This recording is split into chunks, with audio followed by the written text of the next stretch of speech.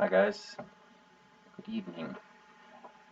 I usually have a different microphone and camera, so this should work okay. But let me know if it continues, if there's any trouble with the sound, and we'll do something about that. I might restream this one if it proves difficult. So the story I'm reading tonight is a little bit long. I recommend reading it with, or listening to it with wine or black tea. I'm not going to read the whole thing this evening. I'm going to build suspense. I'm going to create suspense by the power of breaking it up in the middle. So at one point, probably at the most tense one, I'm going to stop suddenly. This is a dramatic device that we in the business like to call cliffhanger.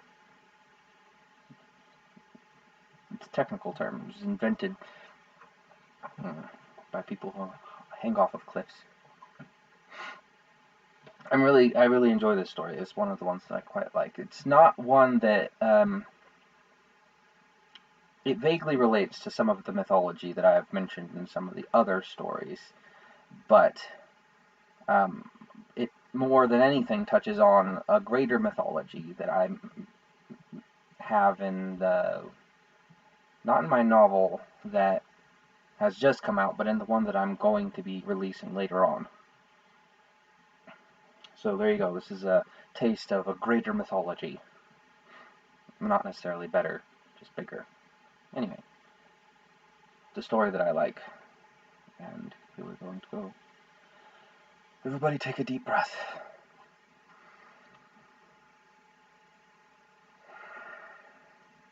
Alright. The Ghost of the Pit Fighter and His Last Challenger. The old sign creaked over the door in the cold wind. In chipped and yellowed paint it read, Eldridge and Associate. Ghosts hunted, seances hosted, and the bereaved counseled. All except the and associate. The paint was new and white for those words. The sign hung over a large window made of many small panes all misted by age-old city greases. The window did a poor job of keeping the cold out of a sparely finished office inside.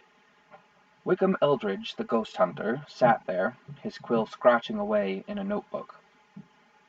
He sat at a long table that, by its size, made the spare room seem even more desolate. His back was to the door, yet he conveyed a sense of watchfulness. He listened. He wore a black waistcoat and a white shirt, tidy and pressed. Reliable as graves and more respectable. His customers took comfort in his reliability. He kept his white hair and beard well trimmed. Deep wrinkles drew years of memory around his mouth and eyes. His eyelids hung low, sleepy, which also gave comfort. Under the lids, though, they had sparks like lightning in them, ready to flash. He always smiled just a little, because frankly the world amused him more than it saddened him. Though his patience had been tried a great deal, he kept his own counsel about it, and bore it ironically. He had hands as white and slowly creeping as cave-dwelling tarantulas. They were the bone-strong hands of many long decades of constant work with skin soft as talcum powder.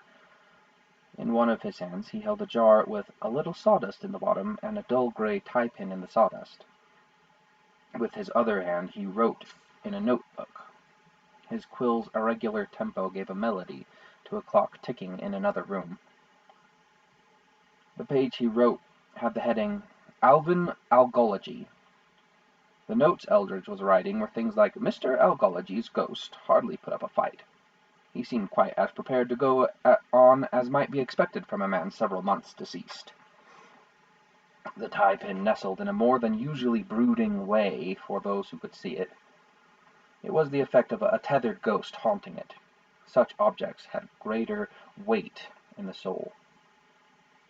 Because of the special knack that made him the professional to visit, Eldridge could very nearly see the ghost of Mr. Algology, a hazy shadow unaffected by any light that sat at the table and behind his mind, that he could see better if he held up the tie-pin, but as an imprint in the memory. On the table near to hand, he had a small wooden crate, its bottom full of shredded paper. In the shredded paper nestled a dozen or so jars holding a haunted vessel each. The ghosts all sat nearby in various stages of impatience. He glanced at the crate, and he felt satisfied with his work. The associate referenced in the sign over his workshop door bore a name. His name was Knott, a hopeful. Mr. Knott thunked past Eldridge's work table and set down something. Then he went to put some books back on a shelf. Eldridge glanced at the younger man's back. Knott had practically no meat on him. An unremarkable color of hair, vaguely blonde but nearly brown. His waistcoat did not fit as well as Eldridge would have liked. Their trade required a certain demonstrable dignity. It comforted the clientele. Knott wore small round glasses that made his small face look all the smaller. In spite of this, he grew a large mustache. Knott turned to check his watch, and Eldridge was able to see the mustache overshadowing a pair of permanently pursed lips like a bad reputation. He wondered, not for the last time, why the man kept it. Eldridge disapproved of many aspects of Knott, most except one, and this one was enough. Knott had a strong spirit. Eldridge saw it like an echo that lingered past natural causes. By it, Knott was the gristle that a strong man could form from, if he got the knack for it. Eldridge hoped he would be someday. Eldridge hoped that someday he would be something other than fussy and over-particular. Only after a disapproving huff, Eldridge examined the stack of small papers Knott had placed on his table. In Knott's precise lettering, the little pieces of paper bore names, one apiece. Alvin Algology was the first. Eldridge flicked the papers away with a frown. He went back to his notebook. A few silent minutes passed. Eldridge hoped Knott would do nothing. Eldridge had never been very good at wishing. "These are labels," Knott said, picking up the little stack of papers. "We are supposed to use them." Eldridge turned toward Knott. He had a good stare, like a cave, always promising, always long. He gave the youth the option to stop talking. Knott was not, however, a youth in any sense. He was 35, and he possessed a man's conviction, if not the wisdom he imagined in himself. Eldridge forgot that about Knott most of the time. "Who, pray, supposes that, sir?" Eldridge asked in his voice as low as a kettle drum and precise as a scalpel. Knott cleared his throat. "It is becoming a convention of the trade, Mr. Eldridge." Eldridge dipped his quill into his inkwell. "Mr. Knott, some time ago a man discovered the correct process by which a ghost might be tethered to an item that the ghost did not have a personal relationship to in his life. All ghost hunting has relied upon that process since that day. Do you know who discovered that process?" "I do, sir," Knott said. "I discovered it," Eldridge said. He said it calmly, without boasting. "Remember that you came to me, Mr. Knott. You asked me to teach you this trade. By your leave, I will continue to teach it to you." Knott pressed his lips together, taking his little stack of labels with him. He went to his writing desk in the opposite corner of the room. The bell above the door tinkled. A gust of chilled air and a smell of spiced autumn came in, as did a man and his large stomping feet. Eldridge put away his quill and weighted open his notebook so the ink could dry. He spun his swiveling chair and rose to his feet, taking his knee-length coat from where it hung on a hat tree within reach. Wickham Eldridge had excellent posture, He was tall and thin, and in his well-tailored black suit looked every inch the undertaker, or the accountant. He considered himself a mix of the two. The man who had entered had a squashed face. Everything about the man looked squashed, as if he had survived many fights. They had left him stocky and spread out. He dressed like a working man in a dirty brown jacket, pants and shoes, all dusty. His hat he nudged a half-inch up the front to hint at tipping it. A man of self-made wealth. The red scarf around his neck was of a fine silk, however, and his jacket, in spite of its dirtiness, came from a finer shop and fit him well. A product of the tailoring of Slightly's or some other gentleman's shop, though he had no reverence for it. It had frayed cuffs and roughly patched elbows, what one expected on a man who worked with his hands. From the unshakable way the man placed his feet at every step and the shifty glances of his glinting eyes, Eldridge thought he looked like a fighter. He was a little old for one, and the finer clothes he wore suggested too much money. After a thorough and quick survey of the room, the man spoke, and his accent was as unapologetically callous as Eldridge would have expected. "This the ghost hunter's place, then?" the man said. "Yes, sir," Eldridge said, buttoning his coat as he approached the man. "We are professionals in the arena. I am Mr. Eldridge, and this is my associate, Mr. Knott." "And you do work with hauntings and such bedevilments, eh?" the man said. "We do, sir, though rarely with gentlemen who we do not know personally," Eldridge said, his small smile returning to his face. For the first time since the squashed man had entered the room, he met Eldridge's eyes. Something about the moment seemed to strike him as funny, and the man let out a hacking laugh made scratchy by too much pipe smoke. "Of course, and naturally, Gov," he said. At long last he swept his hat from his head, and a learned gesture. "You have standing before you James Pilgrim, at your service." James Pilgrim gave a suggestion of a bow, like he had long ago lost the illusions of the politic differences between himself and the gentleman. It wasn't more than a vague bending at the waist. You used to have a different name, did you not?" Knott said. "Treasure Pilgrim?" Mr. Pilgrim let loose another grating laugh. "Gov knows his fighters, does he?" he said. "Aye, Mr. Pilgrim once fought under the name Treasure Pilgrim. Treasure terrorized the pits in this town. Not another fighter lived who'd meet him knuckle to toe, not and feel happy doing it." A mock punch or two and a wink. "Nah, but Treasure retired years back. Mr. Pilgrim's an honest businessman now." Mr. Pilgrim's smile had gone. He replaced it with wrinkles of concern. "But now, some strange spirits have a wrecking on my business. I've reached the end of me patience, Gov.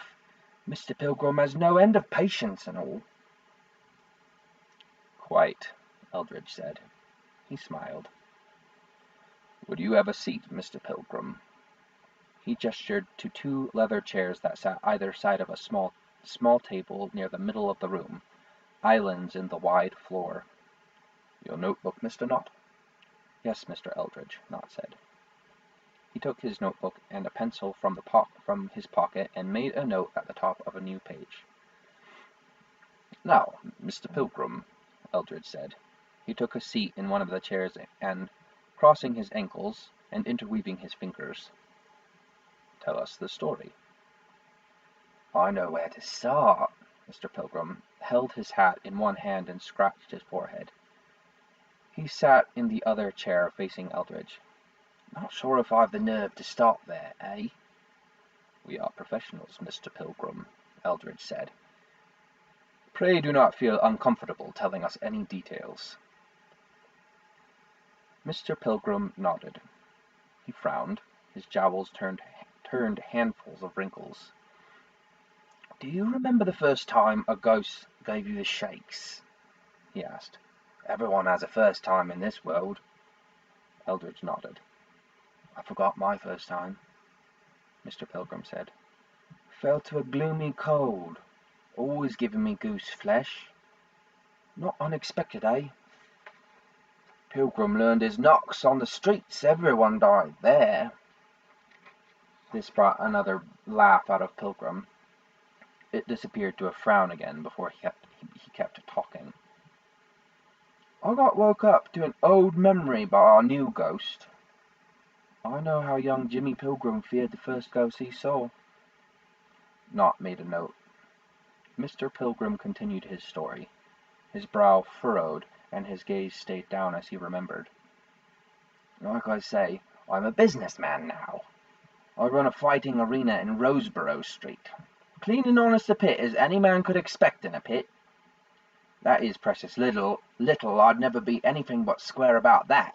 But I used to be a fighter, and I saw too much unfair treatment to fighters to let that go on. Well, not more than the usual sort of carousing fighters do on their own time. And that's to say nothing of bookies. Lords of Chaos, Gov, if ever you discovered you need to do business with bookies, take it from a curmudgeon who knows the difference. Don't. Eh? Mr. Pilgrim let loose another laugh. I think I understand the setting, sir, Eldridge said. He glanced at Knott. Knott returned a small nod and dotted his notebook. Mr. Pilgrim's nerves suggested a deep, brooding cloud had filled the whole haunting place. You may meander away from the narrative, Mr. Pilgrim. Ah, yes. Mr. Pilgrim paused, pursed his lips, and squinted thoughtful. Lord, it must have been a few months back. Aye, it was because I remember the blazing heat when I first saw evidence of it. What happened, Mr. Eldridge, was some of me bookies complained they'd started losing money. Tragic, sir, Eldridge said, suggesting mild irony. Mr. Pilgrim glanced up. He smiled back to Eldridge's mild smile. More at ease, Mr. Pilgrim continued more calmly. When that occurs, Mr. Pilgrim has grief, Mr. Pilgrim said, with danger in his voice. Of course, you know that the profession of a bookie is judging how a fight will end. Well, when one bookie come and tell me he lost money when a fight went sour on him, I put it down to whining. Same with Fatu and a couple more. When nigh a dozen bookies tell me fights they saw had what they viewed as unsavory outcomes, well, I could hardly leave it lie there, could I? Mr. Pilgrim made his own inquiries. Mr. Pilgrim finished with a smile. Then he scratched his cheek and his smile disappeared, as he thought through the next thing he would say. Now, understand that fighting in the pits calls the roughest lads to it. The vipers will pull the lowest, greasiest tricks they can to put one up. Only way any of us ever made money was by dirty fighting. You make a name not by guts, nor skill, nor brawn, but by how much you'll pay from your conscience to the pit. Mr. Pilgrim paused. Calm, as if he empathized but did not understand, he went on. Well, the lads that was winning the fights and raising such uncommon attention, they was the underdogs, in a certain sense. Sometimes an underdog will sideways you sure. Mr. Pilgrim smiled again, doing a few pulled punches from his chair. That's where the sport is. Them fights are flukes, not the same with these fights. These lads were winning fights in ways they had no business knowing. Fat boys being too quick. Trembling dogs firm as iron. One broomstick of a pup broke a prize fighter's jaw and 3 of his ribs. Worst of them, though, something in the gaze. Mr. Pilgrim frowned now, staring at the floor. They wasn't looking nowhere. All the same sort of way. Mr. Pilgrim scratched his scalp. His frown took on a curve of confusion. Have you heard of a ghost like that? I have not yet heard you mention a ghost, Mr. Pilgrim, Eldridge said, although he surmised that he actually had heard all about the ghost. He hoped to be wrong with his conclusion. he rarely came to wrong conclusions. "Well, the lads, they was making a deal with it," Mr. Pilgrim said. "That's how they won fights, see? Pilgrim's got no proof of the solid sort of that. The vipers wouldn't talk of it. When I found the room where it stays kept, it kept itself out of sight. Far as I can say in truth, in seeing or hearing, it never was there." "You think it was there?" "I know it was," Mr. Pilgrim said. Eldred raised an eyebrow and gestured for Mr. Pilgrim to explain. "Kept out of sight, it done, but never tried to hide," Mr. Pilgrim said. "Somewhere in me gut a frightened boy woke up, and a ghost laughed at him." Eldridge didn't like the sound of that. He looked at Nod, an eyebrow raised.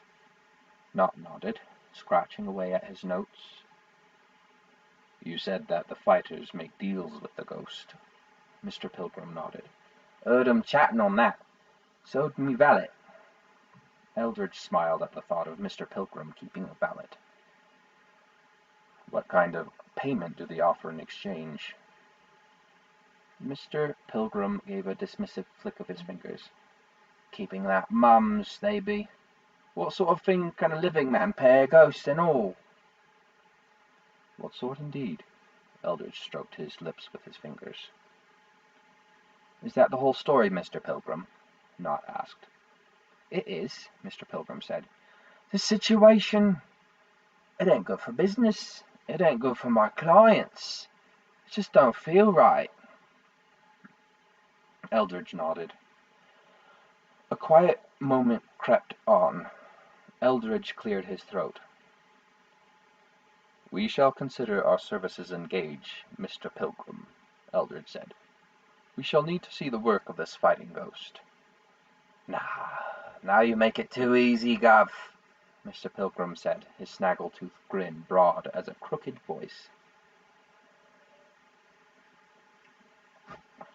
Mr. Pilgrim sent word with a boy that he had arranged a performance by the ghost that night. Eldridge and Nott put on their stovepipe hats, white gloves, and wool capes against the autumn chill. They took a horse-drawn cab across town to Mr. Pilgrim's arena. The cab ride passed in silence. Both men watched the gray city pass. Mr. Pilgrim's arena was a converted warehouse. Flower and cigarette girls huddled around fires in metal baskets, sharing cigarettes and jokes with painted ladies. A handful of working men in greasy coats and caps leaned against the building, chatting over clay mugs that steamed. None of them seemed surprised to see two men in evening wear coming to the arena. In the 30 feet from the cab to the arena, Eldridge began to do what made him the best ghost hunter in the business. He looked behind things, where he could see the ghosts.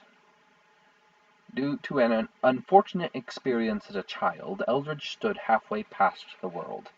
He could look at the deeper and more essential parts of a thing, at the immaterial parts.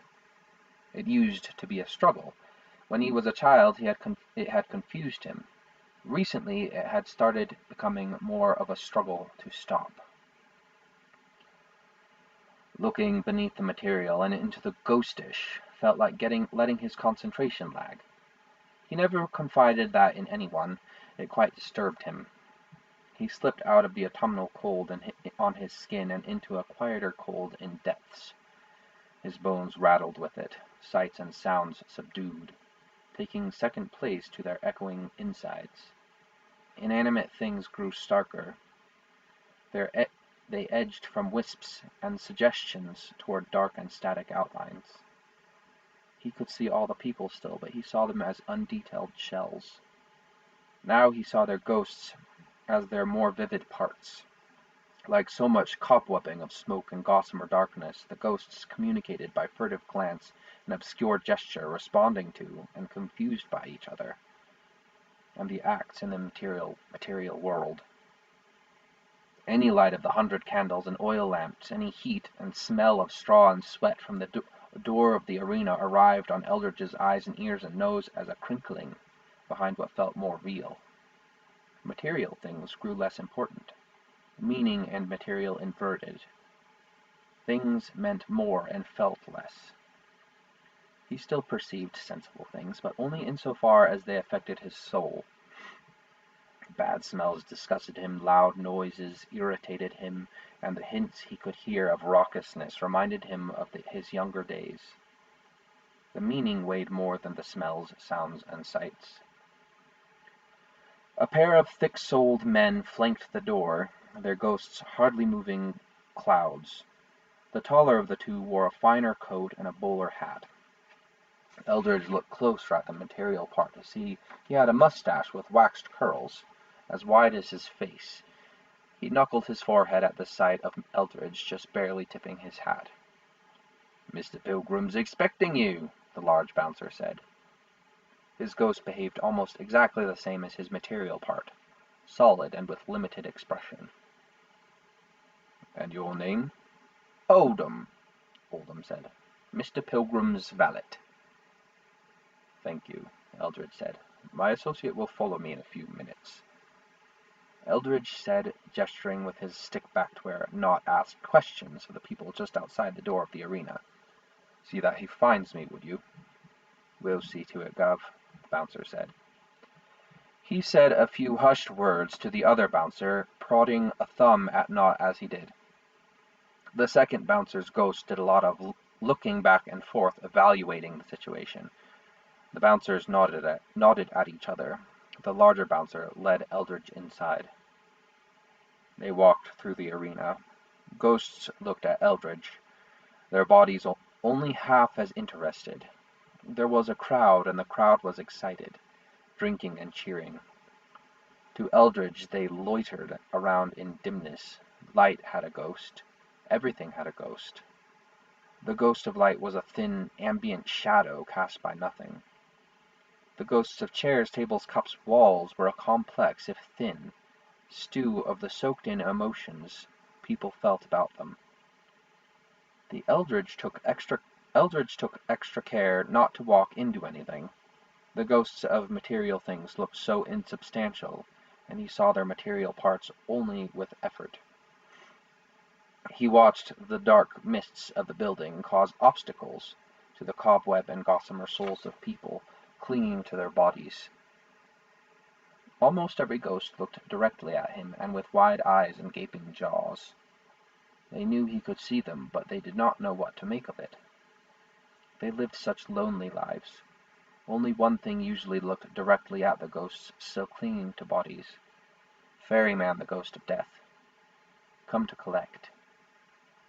Eldridge found himself often mistaken for that morbid god. Most gods hadn't seen him but once or twice, and Eldridge and Ferryman had a certain gaunt professionalness in common. Eldridge followed the solid bouncer to a clear spot at the edge of the fighting pit.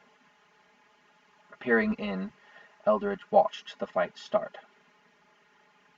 On the one side a man with happy anger visible in his ghost's brightness and the emptiness behind the echoes of laughter, lunged forward, a prime example of his kind, in form and excited.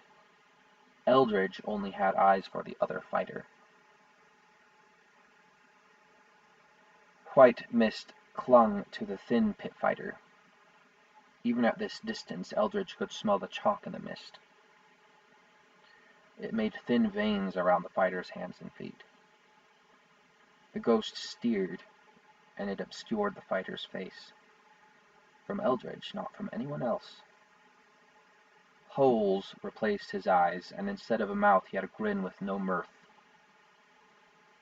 The mist sang in strangled verse, and all its words in wrong order. Perhaps it was terrified, but if it was, then it seemed overjoyed by it. It drove the fighter to a swift victory. Even watching the ghosts, Eldridge could see the blood spattering into the sawdust on the floor.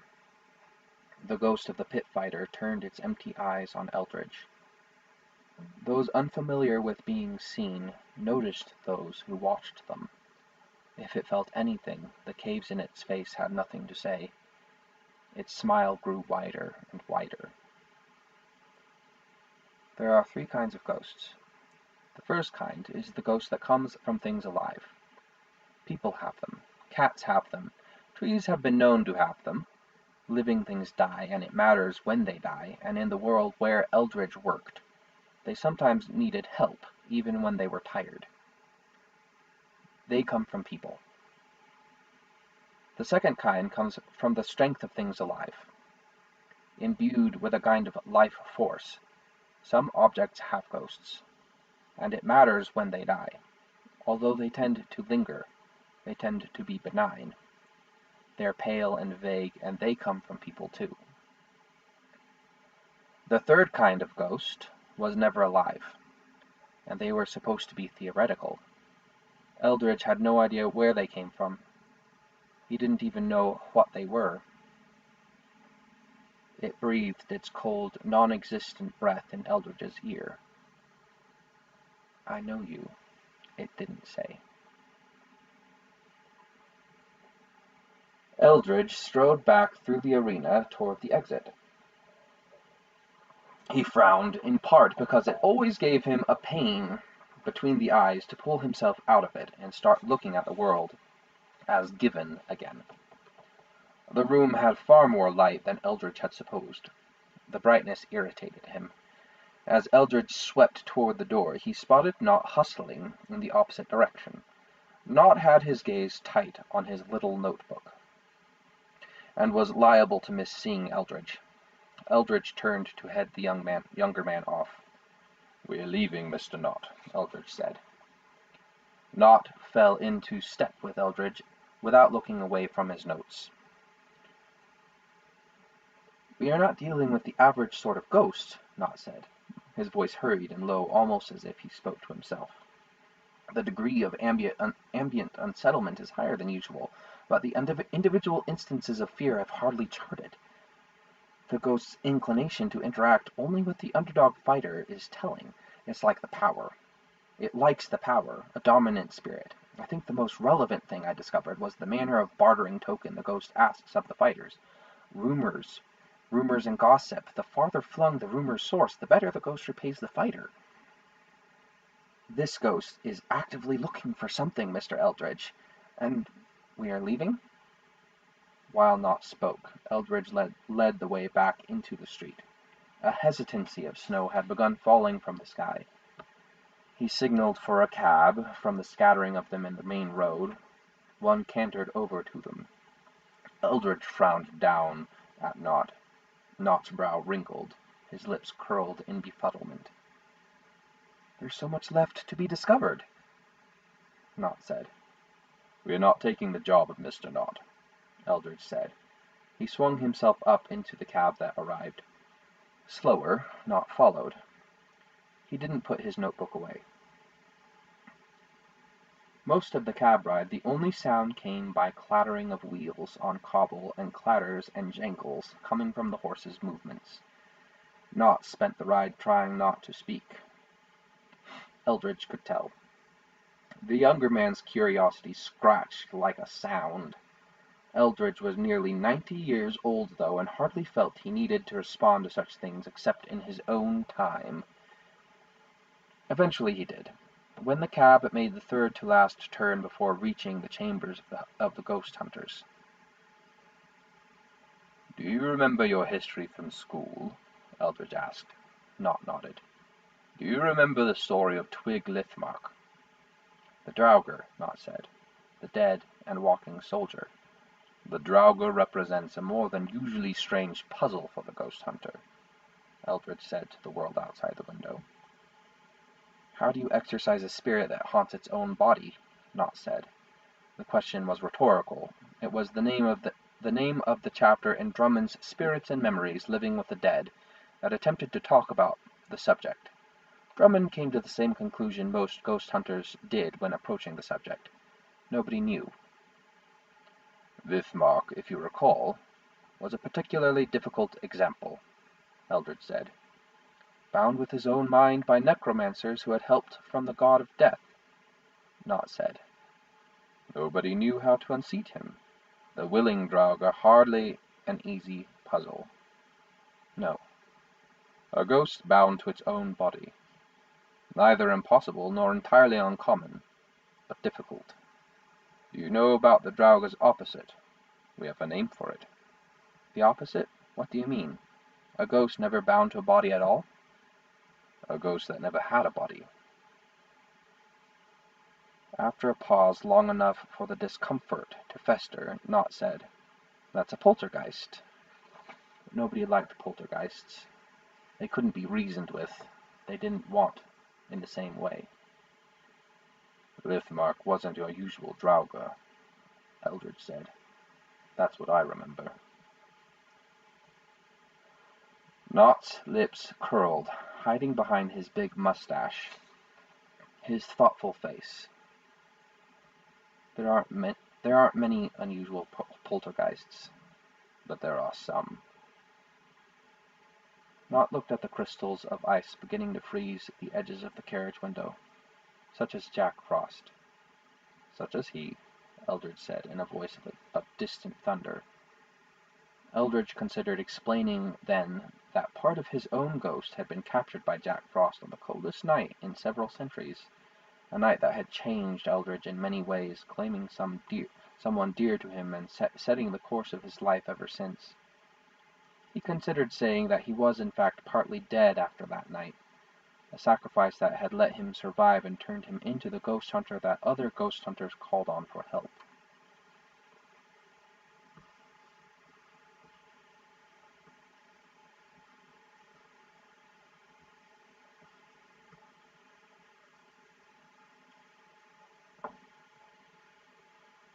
It had resulted in some part of his soul being turned to ephemeral, matterless dust, scattered in the void.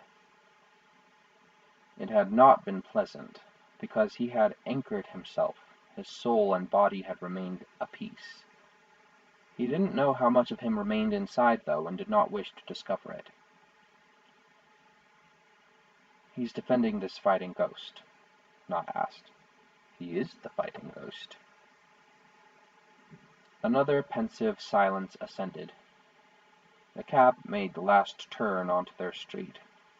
Eldridge hoped Knott would say nothing more, but he feared the man would, as the cab slowed to a halt in front of their chambers. Knott spoke. But he can be caught, he said. Leave it in peace, Mr. Knott, Eldridge snapped.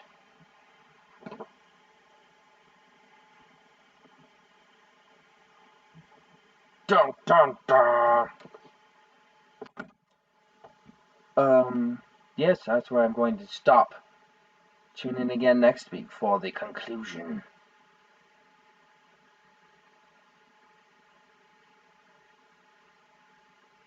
I like writing about monsters, but I don't know how to write about them in the way that other people sometimes do. I once challenged myself to write a scary story, and it didn't work out very well. For me, it worked out great because I wrote a good story, but it wasn't very scary. I just don't have it in me. Cliffhanger! Yes, indeed, a cliffhanger, because this one is a long story, and I just wanted to, be a little bit, variety of things. So that was the first half of it, and the second half next week. Same time, same place. Tune in again. Thank you very much for hanging out. That was from my book, Ragged Museum, a book of untidy stories that I describe as a gallery of miscast monsters, because I realized after I had written most of it that most of the stories inside are about monsters, but I wrote about them wrong, in the sense that they're not monster stories, they're not horror stories, they're just stories about using monsters as characters. Apparently inappropriately. That's my opinion, that I did it inappropriately. You can find it on the Amazons, and it's also, I think that I have a link to my own personal shop to get the book. So if you have impatience about reading the rest of that story before next Thursday, You can totally read it. Eldridge didn't have a monocle. He could have had one. In the film version, if somebody else decides to give him a monocle, that's okay. But I didn't write him with a monocle. Perhaps that was an oversight on my part. Anyhow, this was kind of fun. I enjoyed that. I hope that the voices weren't too annoying. I was experimenting. They're very British. I was trying to make them kind of like they're supposed to be 1800s England, but, whatever. It's okay to envision him with a monocle. You can have a monocle. So there you are then. It could be a special ghost seeing monocle. Well, in future, because it's going to be, I'm going to write about the characters some more. I've written one story, but I'll probably write some more. Alright, so that's the excitement. Further incitement upcoming. Thank y'all for your time. Y'all have a good night. Tell your friends. Be good. Oh, good. I'm glad that Natalie liked the voices. I had a British person tell me once that my British accent was okay, but it's much harder to read in a British accent than to just speak in one.